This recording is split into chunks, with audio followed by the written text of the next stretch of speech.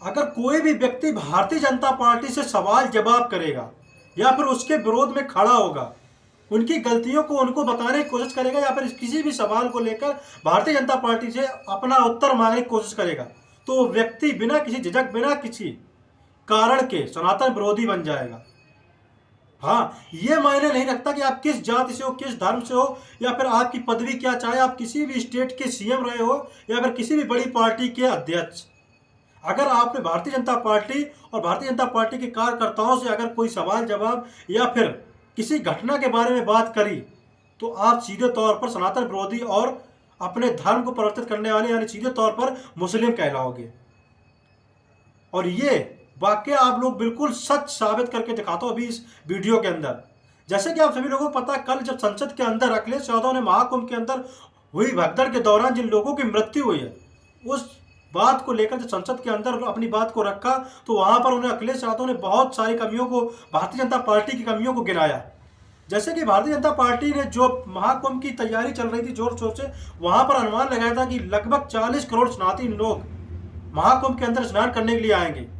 लेकिन योगी आदित्यनाथ जी ने साफ साफ शब्दों में कहा था कि वो 100 करोड़ लोगों की व्यवस्था करेंगे वहां पर।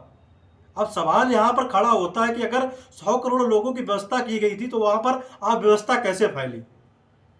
क्योंकि जहां पर 100 करोड़ की व्यवस्था हो, अगर वहां पर 40 करोड़ लोग आ रहे हैं, 40 करोड़ लोगों के आने से वहां पर अव्यवस्था नहीं फैलनी चाहिए। अव्यवस्था तो तब फैलनी चाहिए अगर 40 करोड़ की व्यवस्था हो और वहां पर 100 करोड़ लोग आ जाए।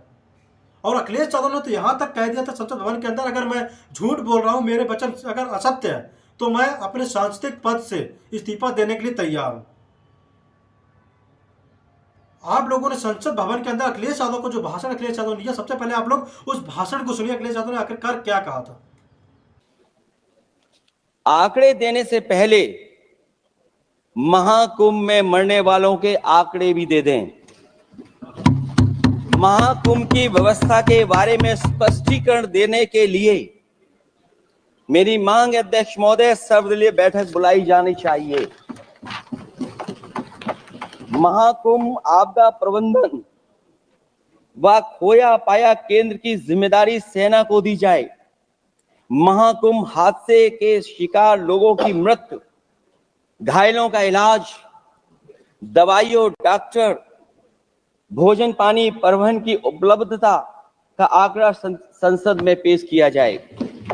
महाकुंभ हादसे के लिए जिम्मेदार लोगों पर, महाकुंभ हादसे के लिए जिम्मेदार लोगों पर घोर दंडात्मक कार्रवाई हो। जिन्होंने सच छिपाया है उनको दंडित किया जाए। आप लोगों ने अखिलेश यादव ने सीधे तौर पर कह दिया था कि अगर जिस पीछे इस महाकुंभ की भगदड़ के दौरान जिसका भी हाथ है, उसको ऊपर सजा होनी चाहिए, उसकी लापरवाही का उसको नतीजा मिलना चाहिए। लेकिन जब सीएम योगी आदित्यनाथ इन सब चीजों को लेकर आते हैं, मीडिया के सामने आते हैं, तो वो क्या कहते हैं, सबसे पहले आप लोग स्क्रीन पर देखिए। योगी आदित्यनाथ महाकुंभ के दौरान भगदड़ हुई, उसके बाद जो अखिलेश यादव संसद भवन के अंदर जो अपने वचन बोले, उसके विरोध में योगी आदित्यनाथ किस प्रकार से तिलमिलाए हुए हैं, वो आप लोग स्क्रीन पर जरूर देखें। श्री मल्लिकार्जुन खड़गे और समाजवादी पार्टी के अध्यक्ष श्री अखिलेश यादव का वक्तव्य इस ओर सबका ध्यान आकर्षित करता है। ये दोनों वक्तव्य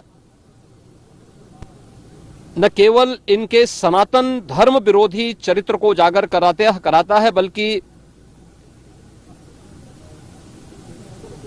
इनकी उस गिद्ध दृष्टि की ओर भी सबका ध्यान आकर्षित करता है, जो लगातार इस महाकुंभ के खिलाफ पहले दिन से दुष्प्रचार कर रहे हैं। इनका यह बयान न केवल सनातन धर्म पर प्रहार है, बल्कि निंदनीय भी है।